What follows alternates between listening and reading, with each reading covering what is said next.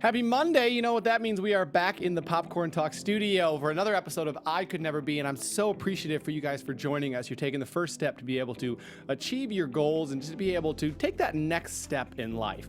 And that is what we're all about here on I Could Never Be, being able to help you see the journeys of the people that have achieved success, people that you looked up to, whether you see them on a TV screen, or you go see them in concert or on a movie screen, and you think, man, I would love to be this person, but then that voice in the back of your mind says, I could never be so-and-so because they probably had money, they knew someone, they just are not facing the obstacles that I'm facing. And boy, I could just tell you the stories that we've covered here in the past of people who have lived on couches, lived in cars, struggled, fought to be able to achieve the goals and be able to achieve the things that they've done. And you guys can do that exact same thing. And we're going to have another amazing story for you today. The actor who is in studio today, he is a fighter.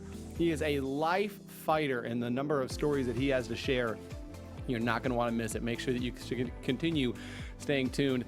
As you guys know, I always start the show with some advice for a better life. And today's advice is that faith isn't a lack of worry. Faith is just a belief that the good will overcome whatever obstacle that you face. A lot of people say, oh man, if I have faith, and that means nothing bad's ever going to happen.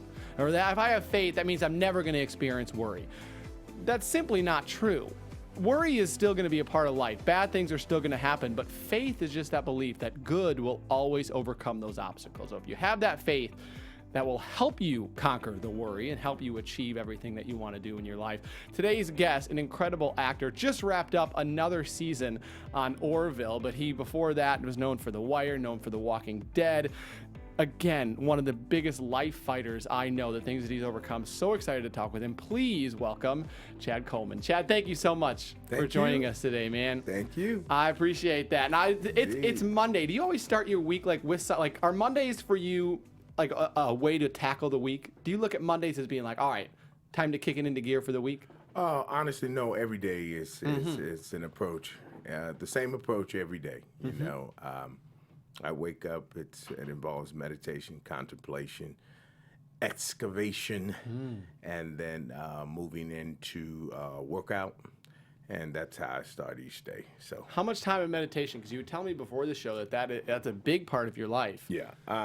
Well, I can tell anyone that it's experiential, so time is a man-made deal that's linear, so just have the experience. It varies. I don't time it.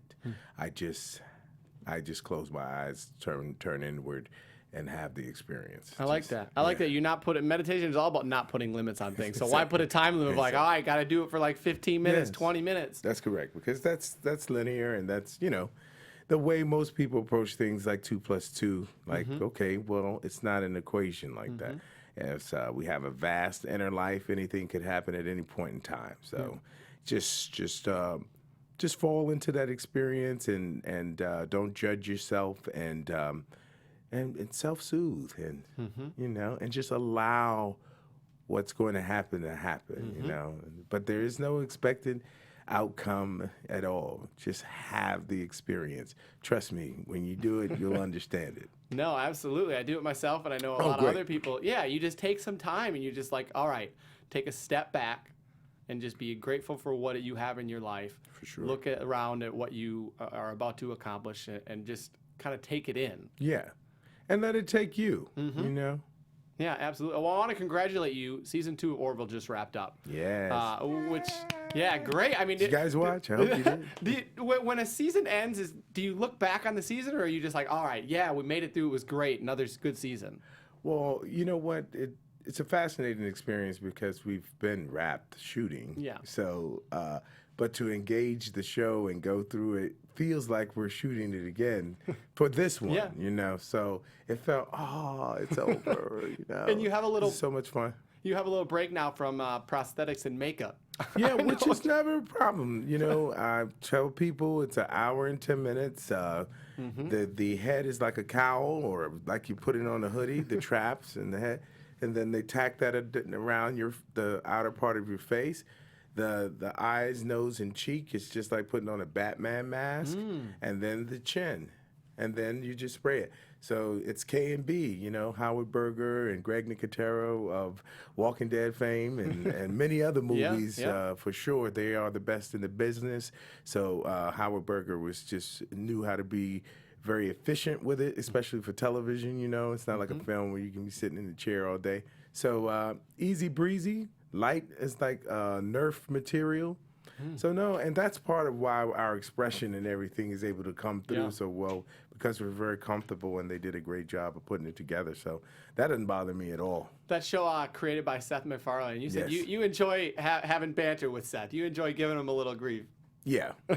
Yeah, that's the word I used. Yeah, the guy is so smart. He's so quick-witted, but he's also low-key, mild-mannered, you know, and very much a collaborator and very interested in what you have to say and what you want to bring to it, but also very sure of what he wants. Is he on set is he as creative like on set as he is obviously probably writing it? Is he wanting to have his hands in a lot of things on set? Oh, he does. I mean, that's just it's his baby, and I don't say that he's wielding, you know, the hammer, you know. No, it's incredibly collaborative, but a lot of thought has gone into it, and he's sure of the path, you know, and you love that. You want an assured leader, you know, but you also want a leader that communicates well, creates a really easy breezy environment, and let's get the work done. Let's have fun doing it, and that's what it feels like on the show. Looking forward, hopeful for a season 3. No doubt about it. I mean, you know, there's nothing official, but you know, we feel sure that that's what's going to happen. But you know, no guarantees. But if you guys love it, let them know on social media. Let's do it the way The Expanse did it when, you know, and got Amazon to pick up. So you guys make some noise out there and let them know how much you love the show. It's a special show, and it should be around. So we fingers crossed. We've heard some things, but I can't, you know. You know how it goes. Where would you envision your character going in season 3, or how would you like your character to go in season 3? That's an interesting question. You know, he's such a traditionalist, if you will. I'd like him to continue to encounter Earth's culture and the tension between he and his mate Bortus, and just surprise some folks sometimes. You know, maybe he's far more inviting and accepting of others, other things. Maybe, but in a way that in very real time you examine the nature of a person who comes from that perspective. You know, that's what I love most about it. It's like he's not afraid to show he's stuck in his ways. This is our culture. This is who we are. So he has a foundation. We know in the world that is a real, that's very much a reality for some people. So let's keep examining. Let's keep, you know, turning it from all sides to maintaining. He has a humanity about him that I love. So, you know, he's just not a curmudgeon about his culture. You know, he has heart. And so I'm looking to see him put in other circumstances where he's challenged, and maybe you'll see some different outcomes, or you'll see some a different type of growth from him. Absolutely. And again, go comment on social media. I know that's huge. Like creators, networks are always looking for comments on social media. That's right. So go shout that out. And while you're there, go check out Chad on social media at Chad L. Coleman. Very active on Instagram and on Twitter. And go follow the Popcorn Talk, which we're so grateful to be here every single Monday. And then if you want to follow me after the show at The Only MC, we're live here every single Monday on YouTube. You can comment. I know people are already in the chat. You can ask some questions in there. We're also on Apple Podcasts. If you guys would like to be able to listen during the week, or maybe you have a car ride, you want to be able to get some motivation and inspiration. Also want to shout out the Giving Keys, who I'm partnering with right now, which is an incredible organization in Los Angeles that seeks to employ people out of homelessness. I actually got my first Giving Key several years ago, probably 5 or 6 years ago. An incredible organization. Each key has a word on it. I have courage right here on one and faith on another. Just that daily reminder. And then I know you actually have not the Giving Keys, but you have the Covenant House, right? You said you have a ring? Yeah. One of the kids over at Covenant House made some rings, and we just wanted to be supportive of them, and you know, always wanted to see young people in precarious, tough situations be able to come through. You know, I'm a child of foster care myself, so always want to support organizations who are trying to help our young people, you know, transition and into the to the working world or independence. Yeah, you know, and it's a despite the daily odds. reminder too, which is Yeah, good. I I mean, love you have it on your hand. I just have it Yeah. around my neck. It's That's something that right. you're like, oh yeah, okay. Absolutely. Let me stick with that. Obviously, we talked Orville. Something that a lot of people know you for, The Walking Dead, still going strong, coming back for its 10th season. Yeah. Do you still watch and follow along with that show? Oh no, I haven't been. You know, after Glenn and Abraham, you know, Negan smashed their heads in that way. It was just kind of like, okay, that's enough for me. I get it. Thanks, I get it. guys. Take care. All the best. All the best. But they're coming back around to a more nuanced, less extreme characters. You know, that's one of the benefits and joys of playing Tyrese. He was a very real man, you know, and in a very tough situation, and you felt his humanity, his sensitivity, all the things that all of us as just regular folk that are I would imagine would go through. So they're getting back to, you know, more nuanced character stuff again with Angela Kang, and she was very much a part of, as a writer, very much a part of I would say the glory years of, you know, 3, 4, 5, 6, all of 7, all of that. So so she's at the helm, proud of her, and so I look forward to a change to where I peaked a little bit. I'm probably come Would back. Would you ever want to come back if they did like a flashback or something like that? Oh yeah, no, definitely. In a way, you know, I wrestle with that because I feel like Tyrese was the type of character just like, enough said, done, leave it alone. Yep. Don't touch it. Let's just remember that dude up against the door, gazing out that window, and it's a wrap for him. In one respect, but in another, because I love the community down there, you know, and everybody involved. Such great people to work with and do the day-to-day thing with. Yeah, I think I would.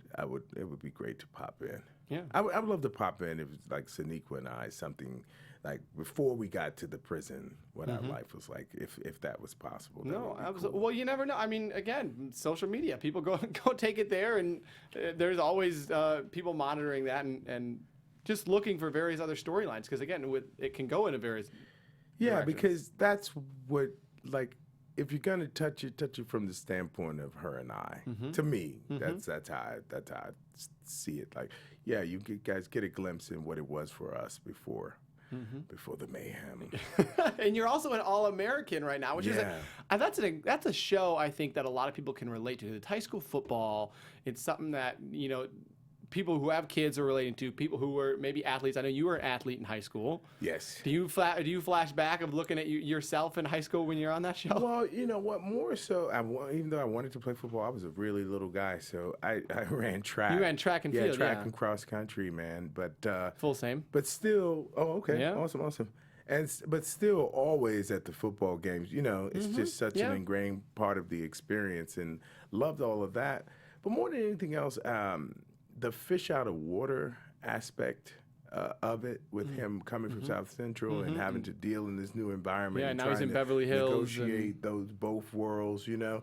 I always felt like that in high school myself, just because, you know, I love theater and reading, and, you know, so it was always the cool kids and, you know, versus the nerds, and, you know, I always felt like I had to negotiate between the two. Not liking the labels, as we talked about before, and just wanting to be authentic and just be able to express myself in many different areas. So, you know, that aspect of the show is very, very real. And they take on so much, you know. I love the take up on of the family, you know, different, what do you call it? Class, you know, and then I love Breezy's character, the whole lesbian love story, and the streets, and, you know, It's very authentic. That's it, and they take on so much that's reflective of what's going on in society right now. So I think it's very right now, and then it's just a great bunch of folks. Once again, the sweet spot is, how are the people that you work with? Yeah, the work, that's awesome. But what is the experience like going to work, actually? Is that something when you take on any role that you look at? Yeah, I mean, you want to know, of course, you always ask and you always get a sense of like, what's it like over there? Yeah, it looks cool, but what's that work environment like? What's the energy of the people like? And the sweet spot is always when everyone comes together with that positive energy and nobody's on the diva trip, and everybody really appreciates the collaboration and the teamwork effort of the thing. That's how it's built. So you got all different varying personalities, a lot of laughter. That's the key, really. Really just having a lot of fun with each other. So when people are uptight, they tend not to laugh. So No, and people who are uptight tend to get mad when you're happy. yeah. Oh, it's absolutely wrong true. with They're like, you? they're jealous. They're almost jealous of that, like that inner happiness. A lot of yes. Yeah. So so when you can walk on a set and it be void of that kind of discomfort, it is a blessing. So we're having a great time. I'm so excited. I love how you mentioned this show obviously is very real of showing like the theater people and the athletic people, and there is that divide. Some shows obviously don't do that, High School Musical and Glee and stuff like that, and it's Right. like but I think what you're talking about is in Richmond where you grew up is the same in Wisconsin where I grew up. Like those are two different groups in high school. That's correct. That's correct. So I was always that guy. You're trying to have your foot over here, and over here, really? But I did, and I had to. I was bullied. I was bullied in high school for sure. Yeah. By both groups or by No. That just the bully group.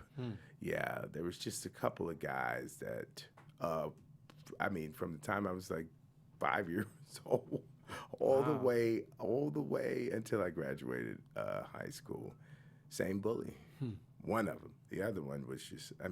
These guys were just. I can't even begin to wrap my head around why they were so angry and also just resentful and jealous of, a kid who just wanted to learn and have fun, and but that's the pathology in our community sometimes, man. And I'm sure it spreads to many others. People just are having difficulties within themselves, and so the only thing they know to do is take that out on somebody else. Did that take you time to forgive them? Oh, for yeah. that? Oh, totally, man. Because, these guys were, it's always when you're just happy and skipping down the hall. No, I wasn't literally skipping down the hall. Okay. But I'm just trying to paint a picture. I was just a happy-go-lucky kid. And all of a sudden, a fist drives in your back. And, I'm just dumbfounded with why this is happening. But I'm also very angry because I'm just physically unable to do anything, and I'm gonna exacerbate it if I try. And they knew that. They were saying like, yeah, it ain't a D thing you gonna do about it. And it's just like, what do you do? But if I go to my big brother, if I go to the principal, they're gonna double down on me. It's gonna make it worse. It was very precarious. So I took it and I just kept moving, But I hope that we can get to a point in our schools that we can eradicate it. I really do. Yeah. And when that gets back to what I said at the beginning of the show, and I complimented you before the show as well, you're a fighter. Yeah.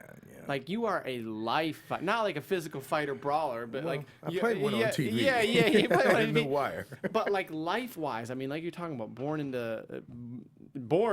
2-3 months premature, you said? Yes. I was born at 6 months. I was 2.5 pounds, swimming in alcohol because my mother was consuming a lot of alcohol. She was in a lot of pain, and that was her self-medication, and so it induced labor. And 2.5 pounds, man. Wow. Yeah, and brother. that's. Yeah, a friend of mine said to me because it was almost like a full circle moment later in my life, and I'm saying this is the show, so this is what we're talking about. Because you can only imagine, my mother had to suffer from some form of depression, so. Things get handed to you, and I remember at a point in my life a couple of years back, and I said I felt like I was underwater, and my friend, this wonderful friend Jamila, she said, "Yeah, and you wanted to live again. You were a fighter." And the light bulb it was so full circle, from that little boy, the trauma of that, to the trauma of dealing with depression. And feeling like I was underwater and being able to emerge. But why did you emerge? Because I wanted to live. And that's directly tied to that little fetus. So It was very, very powerful. No one had ever said it that way before to me, Yeah. and it just struck me like a lightning bolt. I was like, "Yes, that's it," and that was huge. And of course, obviously, family, friends, ex-girlfriend, ex-wife, every trainers, very dear acting friends, and things of that nature. Community of people that were there for me, but you have to have that will. You got to engage, and you got to. You got to fight. How soon did you start running? When you said you did track and field and cross country, was that junior high, just high school, or? It was high school, and because my brother who was 6 years older than me, and who was like my GPS in life back then of what to do and how to do it. He was running cross country, so he came to me as when I was a freshman, and the summer before my freshman year maybe my sophomore year of high school, he came and said, "I'm going to show you how to do it." So we spent the summer with him teaching me how to run cross country. I was never as good as he was. Cross country is such a unique sport. I ran cross country in high school, and like, I look back on some of the practices and days, and I'm like, what was I thinking? Absolutely. And I had that moment too when I decided this is not for me. I'm not doing this anymore. So the course went through the graveyard. And I was just like, what am I doing? I've had enough of this. This is not for me. I'm not enjoying it. And the theater was calling, so I employed a little acting and just got a rock and scraped up my knee. Came back around. I was like, "Coach, man, I fell over there." He said, "What?" He said, "Boy, sometimes you come out here and run your way off, and sometimes you don't do nothing." And I said, "You know what? The do nothing part is winning now. That's winning right now. I gotta go." I didn't tell him. I just left and didn't look back. The theater has worked out well for you, and the acting has worked out well. Did you watch shows growing up? What led to your interest in theater? You know what? In hindsight, television was shaping a lot that I didn't, I wasn't intentional about understanding that at the time. But theater was the thing for me in school. You're watching the plays. I mean, I wasn't even involved, but I was watching, and I would always say, like, that's not real. It should be real. And then I started hanging out with folks who were my buddy was the master thespian. Now, I was Mr. Personality and class clown and all of that, but they would encourage me to do it. And I was like, acting? What? How do you do it? What are you talking about? You kind of feign that you don't know what it's about. But inside, I really wanted to do it. But strangely enough, there was a weird shyness there that I just wouldn't take the leap. So I went to the theater. They were a part of something called the All-City Theatrical Company, after-school program. So I would go and watch them rehearse, and then I would say, "Come here, you didn't say that right. You should say it like this." And then when they went to do it again, they'd say it the way I said it, and the director was like, "That's good."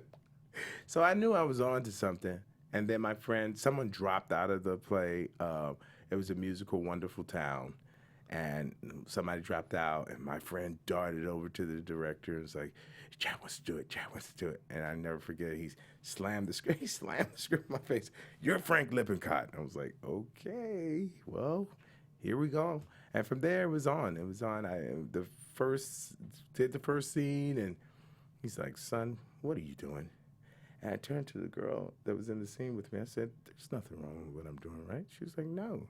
I was like, "I don't know why he's doing that." He told me later he wanted to test me to see, if I had the intestinal fortitude to stay, that if he was dealing with a cantankerous director, was your personality going to be one to run, or were you going to, here's the fighter again. So yeah. And from that point on, we learned method as sophomores, juniors. Wow. Yeah. So Stanislavski, all of that group theater, all of it. We learned it early on, so I was ahead of the game. But I had an out-of-body experience doing a scene from A Raisin in the Sun, and that's when everybody was like, "Wow, how'd you do that?" The tears came and everything.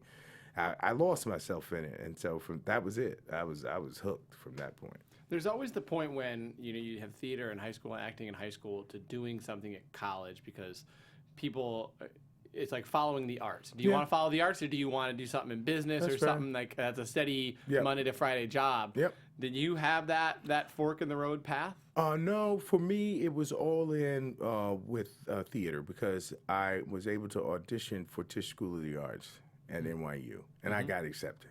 I'd never been on a plane before, never been in New York, and got my first time on the subway by myself from Harlem down to the Village to audition.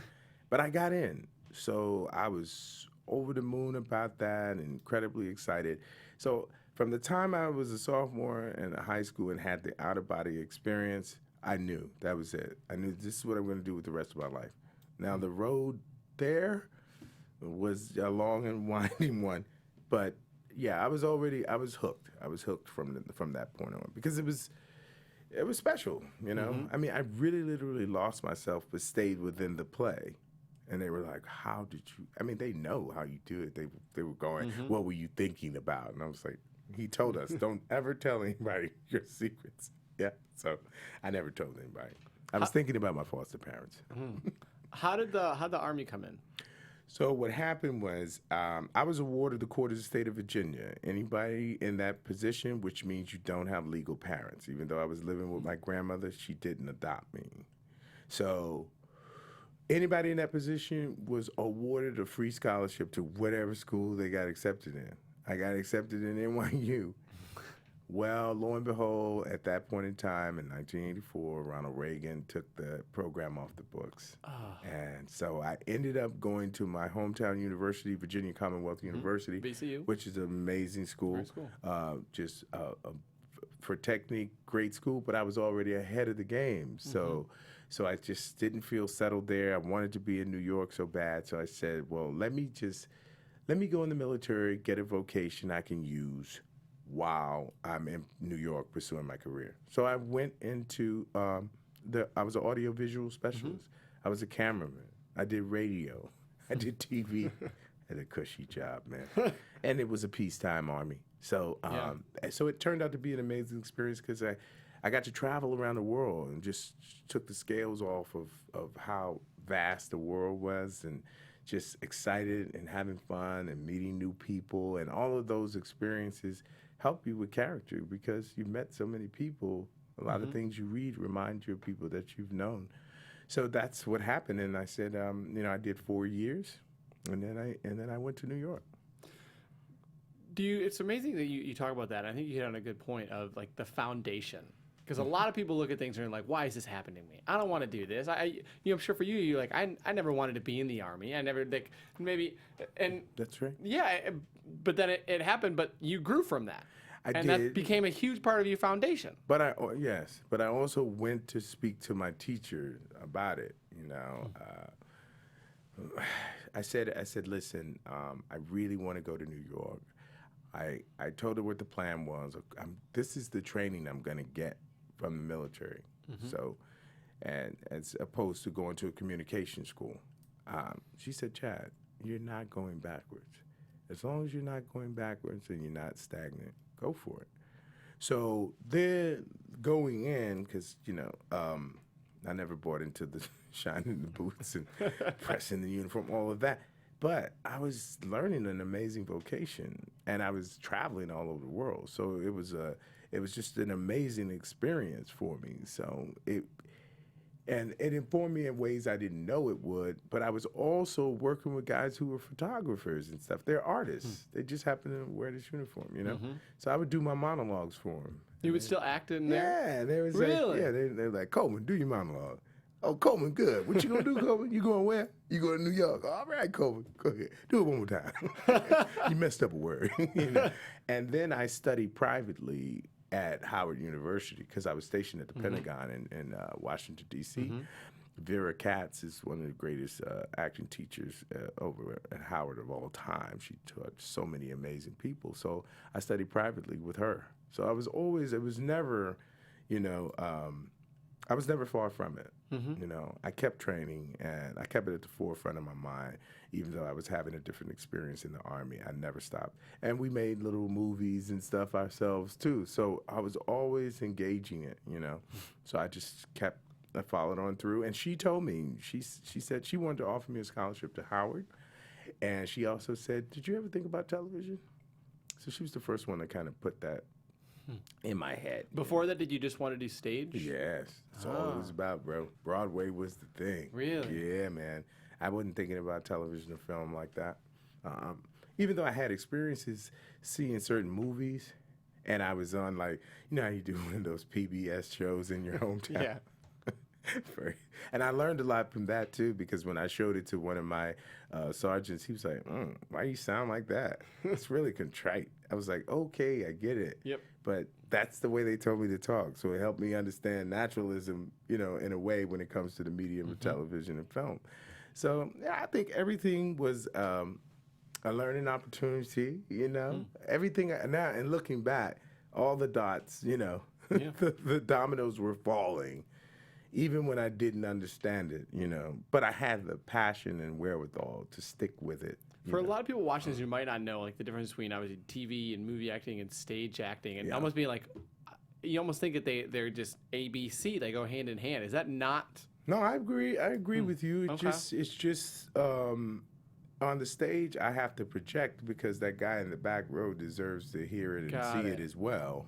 But in film and television, you bring the sound to me. I'm gonna put this on you. You don't have to deal. Yeah, with it. you're just so talking you learn normal, right. you're just- That's all. To me, everything else, you're telling the story and you're honest and you're committed to that story. But the technical aspects of it help to tell the story. Did the military help you with, like, obviously for any actor, dedication is big, because there's going to be sometimes you get the role, there's going to be some years that you don't get a role. Yeah. Did the military help with that dedication? I think the discipline was I was not conscious of it, because even growing up in my foster home, my foster father he was on us, bro. You know, no Saturday cartoons until you clean the backyard and things of that nature. So I always had a sense of discipline and understanding. You got to do what you got to do. I always say, do what you got to do so you can do what you want to do. And so that was the approach. But yeah, of course, because I was in a situation where there was times I didn't want to be there. And, you know, you had to connect with that intestinal fortitude to say, no, you committed to something, you're going to see it through. So it was that kind of thing. You first got, first big role, they put you on the map, was The Wire, 2004. Yes. Do you remember your emotions when you got that role? Oh, I do. It was unbelievable. I said, I was on a national tour of a play called The Exonerated. I left that tour saying I have to get a television show because I had reconnected with I was separated from my wife at the time, and we came back together in San Francisco. See, that town does things to you. And so I said, I got to leave, guys. I left about 8 more dates, you know, of the tour. I left, went back to New York. I didn't know that was going to happen, you know. But you had nothing planned, nothing. No, I just said I got to get a TV show, and then I got a call, and they said this show, The Wire, and I knew because Wood Harris, one of the stars, was a former roommate of mine. Yeah, he's the brother of Steve Harris. They're both wonderful actors and beautiful people, and so Steve had gotten a show called The Practice at the time. He was like, Chad, you wanna check my space with my room with my brother? I'm like, yeah, cool. And then so I knew he was on the show, and I had checked in on it. You know, a lot of times the actors, we don't get the time to really watch other shows because we're so busy trying to get work. And then they said, well, we don't have anything written yet, but we know who this character is. And so when I went in, initially just having the beard was a different look than everybody else. So they said, well, we like that look. We want to come in, do the sides from another character. So I went in there, and I tell you, here we go again, out-of-body experience. I forgot everything I was supposed to say, and everything just came out. So, you know, that's as close as you could get. But I had gone over and over it so much, you know, leading up to it was there. It was in me completely and absolutely. And they said, no, I did it. I made they gave me an adjustment. And when they gave me the adjustment, she said, okay, action. then everything went. I forgot. I didn't know. I was like, I don't know. And then it just came out. And then they were like, okay, awesome. We'll see what HBO has to say. And like a week later, HBO was like, yeah. So it was like, oh, right. Yeah. Of course. And having a family and, you know, it was like, you know, the anxiety of being an artist and having to take care of your family like that. You don't want those tough, lean times. So it was exciting, and then I was going to Baltimore, family and stuff, and grew up in that area. You know, they call it DMV now, but it wasn't. It was the tri-state area. So it was like going home in a way, and the role to be able to play this guy was really, really gratifying because I know so many Cuddies. You know, I root for the Cuddies. I root for that guy. You may have started out wrong in one way, but I believe in redemption, and I believe everyone can change. So it was a great opportunity to take something on in a very real way. Watch this man change his life, and where he was a menace to his community, become something, you know, to be able to help the people in the community. And I love roles like that too, because like that conveys something. Obviously, you learned something from that, but so did everyone else watching. Hopefully, it allows you to take that in and be able to really see that character. Whereas instead of just picturing that character and envisioning that character, you see that character on TV. That's what I say in very real time. You go like, and maybe now, and that also afforded me the opportunity to open up dialogue with guys who can be, you know, kind of in a shell or a cocoon. That they're not going to really talk to you, you know. So they were proud of the representation. They were willing to open up and say, "Hey, man, that was me. That was my life. Thank you for that. Thank you." And that was the first time I really felt the responsibility of, you know, being an actor. Really felt like, okay, this thing is deep and far more impactful than just being successful, you know. Do you feel pressure to live up to certain roles or to certain expectations for shows or positions? Do I feel yeah, I mean, you always want to do your best work. Pressure.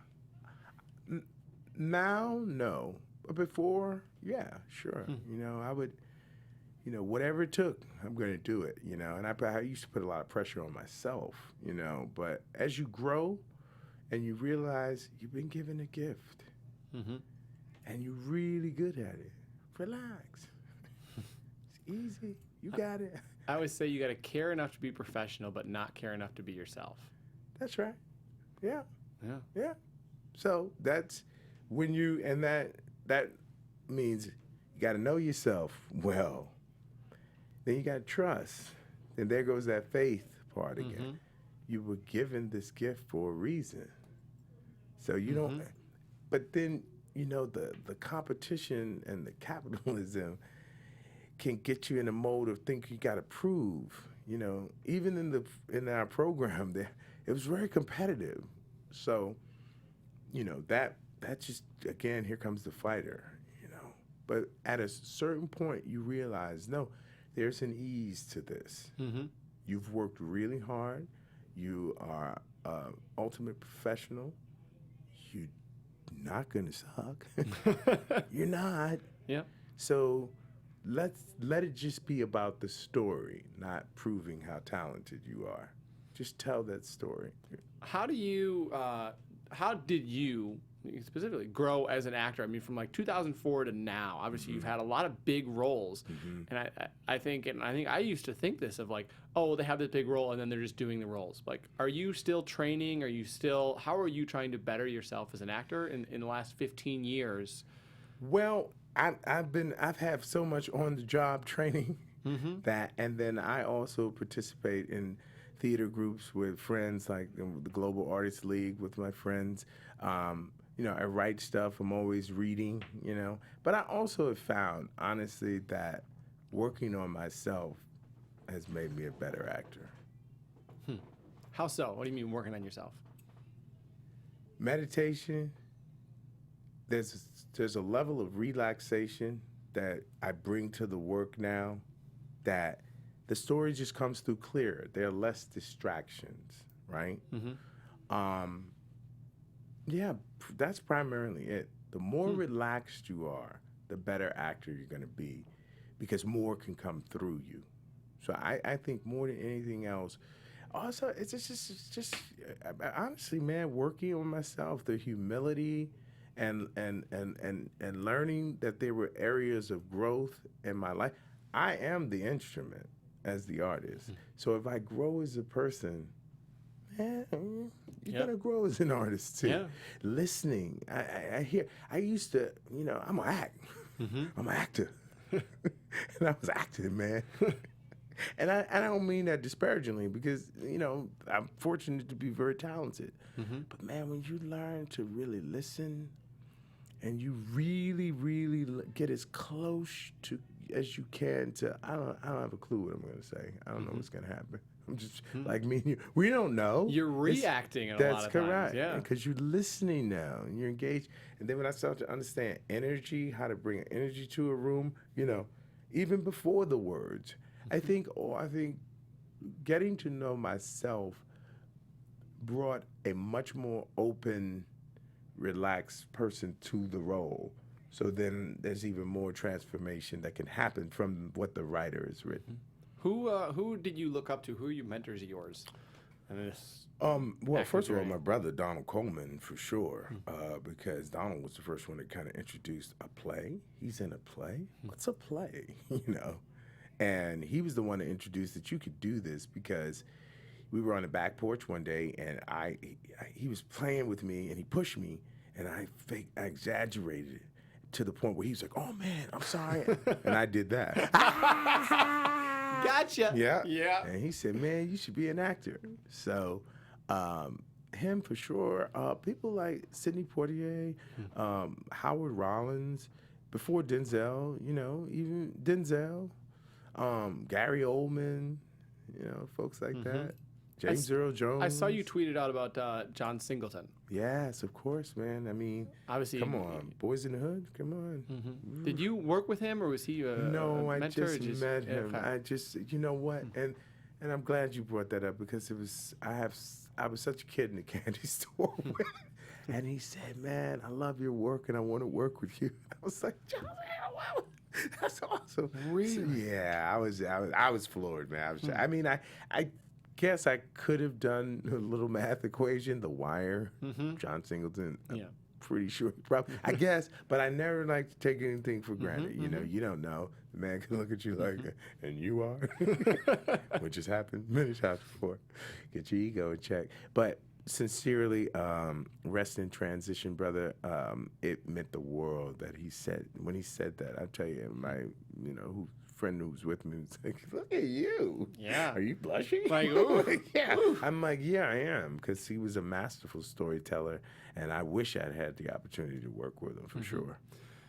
What roles do you take now? I mean, is there a way that you look at what roles you want to take? And I know obviously you're doing certain documentaries and other things that really have a deeper meaning. I'm always looking for the deeper meaning, complex. People, human beings, we're fascinating.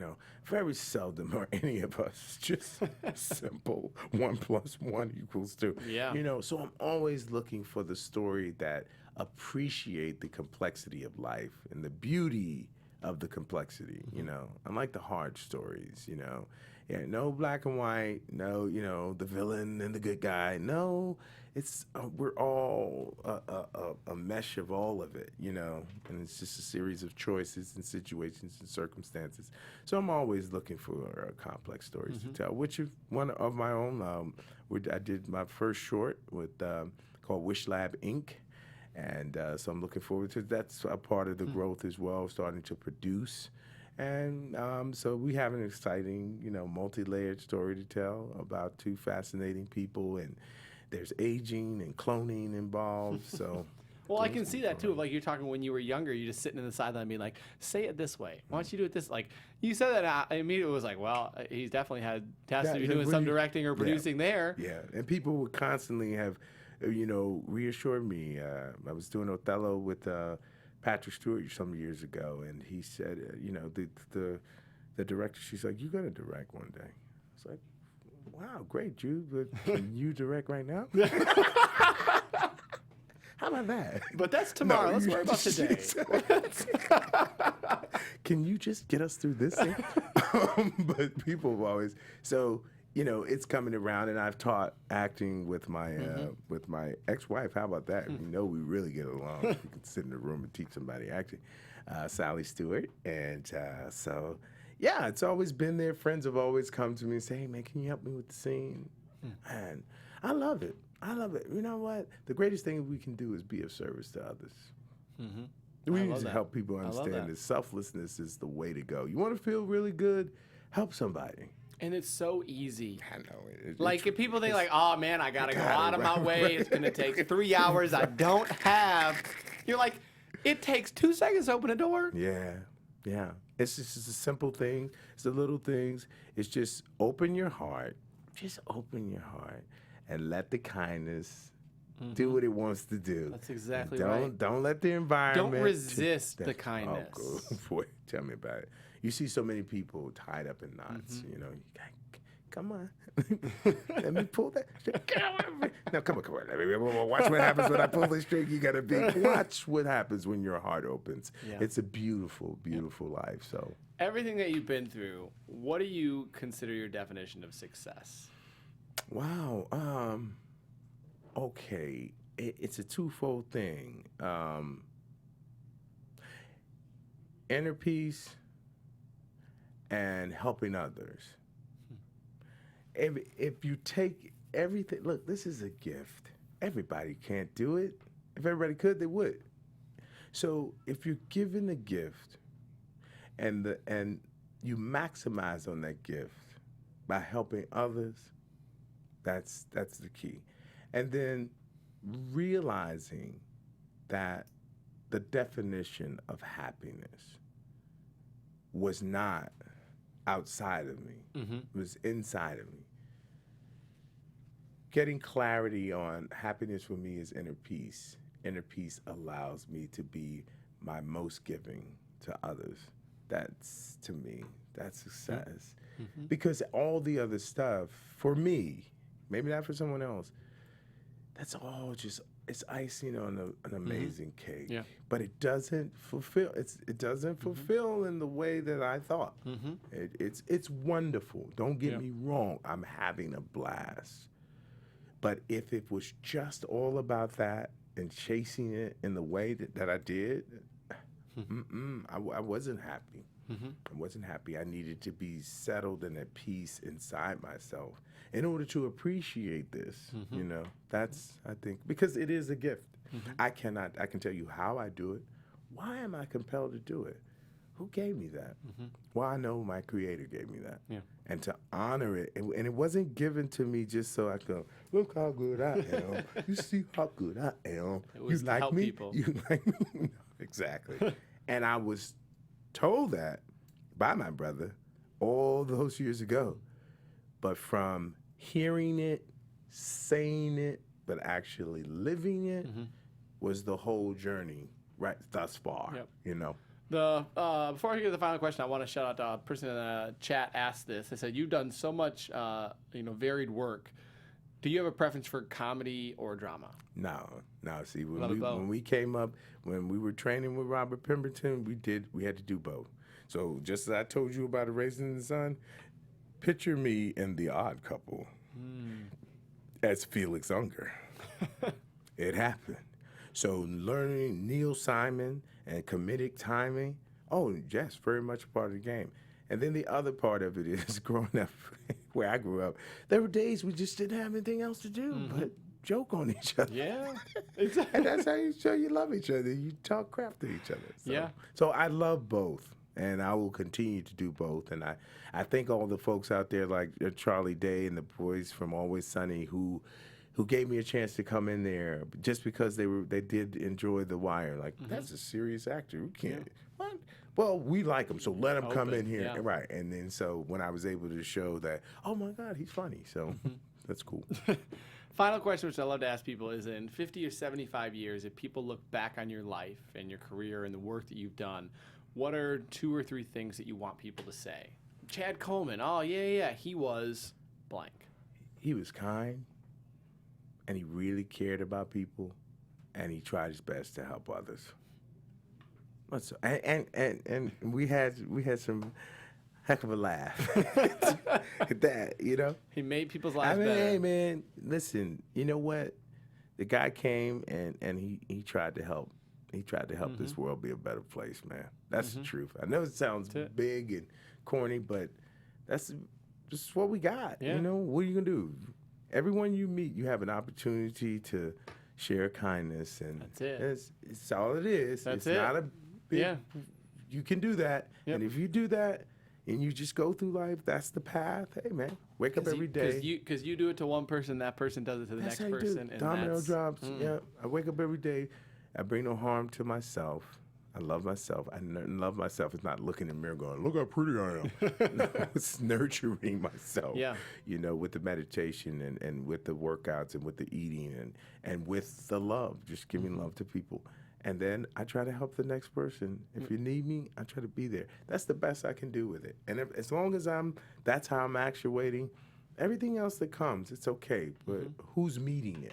Yeah. Who's the guy that's stepping up to what's coming? You know, that's the point. Absolutely. Well, thank you so much for coming in, for sharing this knowledge, man. Yeah, hey, brother, I had a great time. Appreciate you very much from point A with the first thing you said about faith.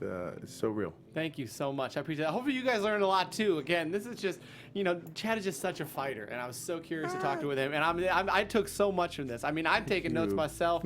I definitely always throughout the week just go back and I'm like, oh man, he said that. That's great. Yeah, he said that's great. So hopefully you guys did the exact same thing. And if you did, again, use social media in a positive way. That's it. Much love. Go follow Chad at Chad L. Coleman on Twitter and on Instagram. You can follow me at The Only MC on Twitter and Instagram, and certainly the Popcorn Talk at the Popcorn Talk Twitter and Instagram. We are live every single Monday here on the Popcorn Talk for a new episode. Again, sharing these incredible stories that you never heard of, the obstacles that people have overcome to inspire you to be able to help you reach your goals. And if you like that, be able to tell a friend. We give this content to you guys for free. Just pass on that kindness. It's so easy. Yeah. It takes one little action. Until next week, we'll see you next time. From producers Maria Menounos, Kevin Undergaro, Phil Svitek, and the entire Popcorn Talk Network, we would like to thank you for tuning in. For questions or comments, be sure to visit popcorntalk.com. I'm Sir Richard Wentworth, and this has been a presentation of the Popcorn Talk Network. The views expressed herein are those of the hosts only, and do not necessarily reflect the views of the Popcorn Talk Network or its owners or principals.